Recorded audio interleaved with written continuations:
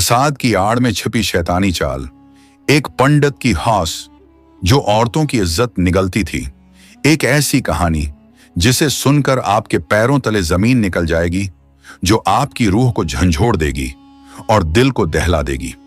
शांतिंगर के किनारे एक पुराने मंदिर के पास एक छोटा सा कमरा था। यही कमरा पंडित राहुल शर्मा का ठिकाना था। राहुल की उम्र तकरीबन 70 बरस थी, लेकिन आंखों में अजीब सी चमक और बातों में ऐसी मिठास कि लोग खुद ही उसके करीब खुंचे चले आते थे।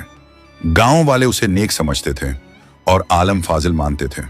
वो औरतों को प्रसाद देता और बड़ी नरमी से कहता, बेटी तेरे सारे दुख दूर हो जाएंगे। लेकिन हकीकत ये थी कि यह प्रसाद सिर्फ एक बहाना था। राहुल औरतों के जज्बात से खेलता, उनकी कमजोरियों को जानता और उन्हीं कमजोरियों को इस्तेमाल करके उनकी इज्जत को दांव पर लगा देता।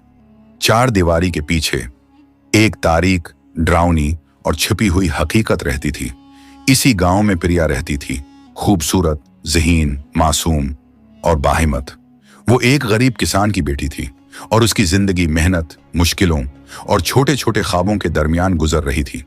प्रिया का दिल आर्यन पर आ गया था, गांव का ईमानदार, सीधा सादा लड़का जो बीच बाजार में दुकान चलाता था। दोनों की मोहब्बत चुपके चुपके परवान चढ़ रही थी, कभी खेतों के किनारे, कभी बरगद के पेड़ के नीचे। दोनों एक दूसरे से मिला करते थे, लेकिन प्रिया के वालिद रामनाथ इस रिश्ते के सख्त खिलाफ थे। वो चाहते थे कि प्रिया किसी अमीर घर में ब्याही जाए ताकि गुर्बत दूर हो सके। एक रोज प्रिया की मां गीता ने कहा, बेटी पंडित राहुल के पास जा, उसका प्रसाद जादुई है, वो तेरा मसला हल कर देगा। प्रिया चौंक गई। उसे उस आदमी पर कभी भरोसा नहीं था। गांव की औरतें जो उसके पास जाती थीं, वापस आकर अजीब खामोशी में डूब जाती थीं, लेकिन कोई सच बोलने की हिम्मत नहीं करता था। फिर भी मां की जिद के आगे प्रिया को झुकना पड़ा। बरसात का दिन था। नीली साड़ी में प्रिया की खूबसूरती और निखर रही थी। बारिश की बूंदें उसके चेहरे पर गिर रही थीं और उसके दिल की धड़कन तेज हो चुकी थी। राहुल अपने कमरे में बैठा, उसका इंतजार कर रहा था।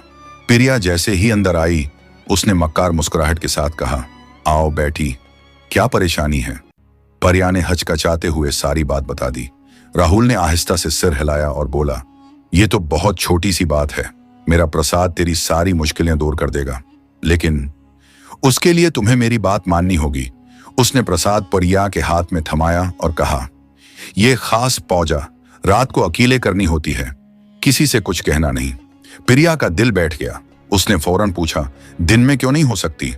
राहुल धीरे से मुस्कुराया, जादू रात को होता है बेटी, मैं तुम्हारा भला चाहता हूं। घर आकर प्रिया बेचैन रही।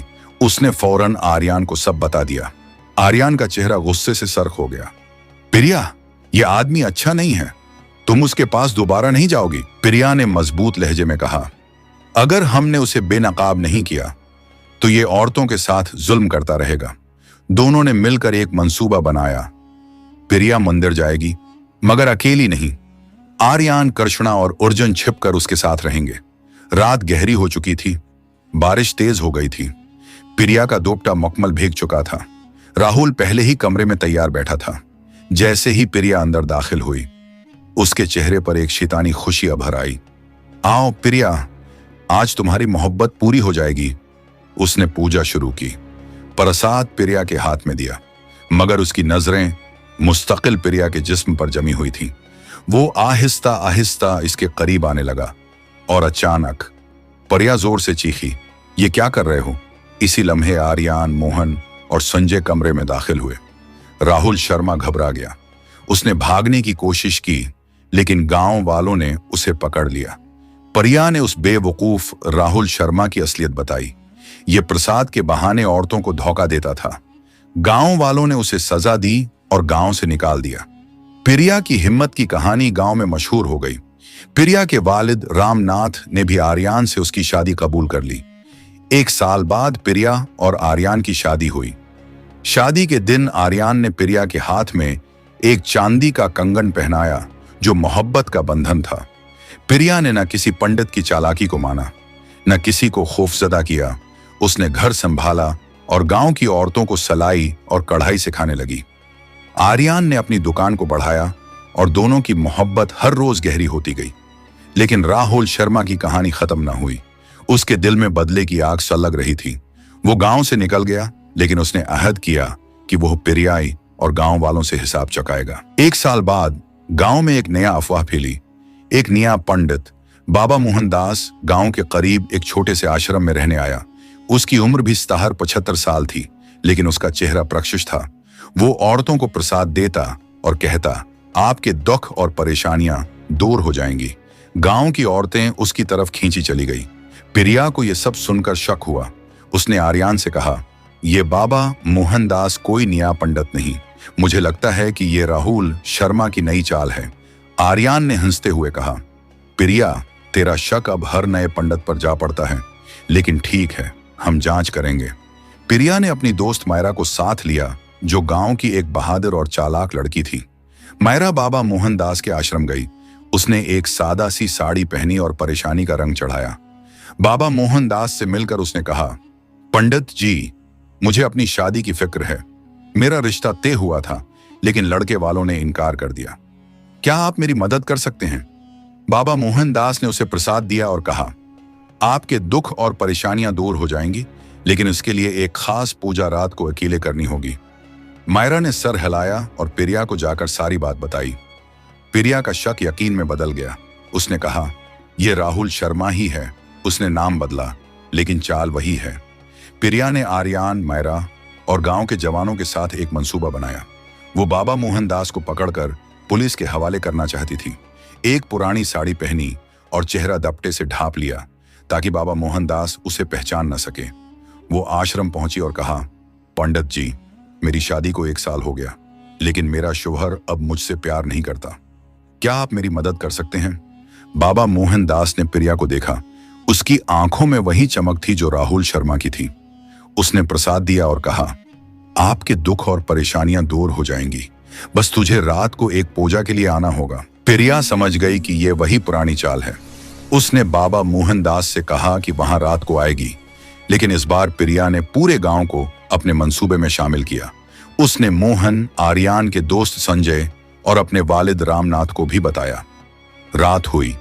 बाबा मोहनदास अपने आश्रम में पिरिया का इंतजार कर रहा था। जब पिरिया आई, उसने अपना दपटा हटाया। बाबा मोहनदास हैरान रह गया। उसने पिरिया को पहचान लिया और चलाया। तुम वही लड़की हो जिसने मुझे गांव से निकाला था? पिरिया ने मुस्कुराते हुए कहा, हाँ, राहुल शर्मा या अब बाबा मोहनदास, तुम्हारी चालें अब नहीं चलेंगी। इसी लम्हे आर्यान, मोहन, संजय और गांव वाले आश्रम में दाखिल हुए। बाबा मोहनदास ने भागने की कोशिश की, लेकिन गांव वालों ने उसे पकड़ लिया।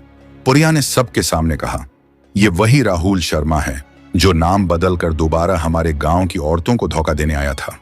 गांव वालों ने बाबा मोहनदास को पुलिस के हवाले कर दिया। इस बार सबूत इतना पख्ता था कि वो जेल की सलाखों के पीछे चला गया। पिरिया की हिम्मत की कहानी एक बार फिर गांव में गूंज उठी। मायरा ने पिरिया से कहा, तुम एक आम लड़की नहीं पिरिया, तुम हम सब के लिए एक मिसाल हो। पिरिया और आर्यान की मोहब्बत की कहानी मजबूत हो गई। एक रात जब बरसात हो रही थी, आर्यान ने पिरिया को अपने घर की छत पर बुलाया।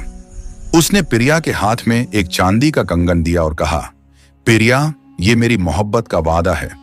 तुमने न सिर्फ मेरी जिंदगी बचाई, बल्कि पूरे गांव को एक धोखेबाज से नजात दिलाई। पिरिया की आंखों में आंसू आ गए। उसने कंगन पहना और आर्यान के गले लग गई। बरसात की बूंदों के बीच दोनों ने हमेशा साथ रहने का वादा किया। पिरिया और आर्यान की शादी को 3 साल हो गए थे। उनके 2 बच्चे थे, 3 साल का बेटा रोहन और 1 साल की बेटी मायरा। पिरिया घर संभालती थी और गांव की औरतों को सलाई और कढ़ाई सिखाती थी। आर्यान की दुकान अब गांव की सबसे बड़ी दुकान बन चुकी थी।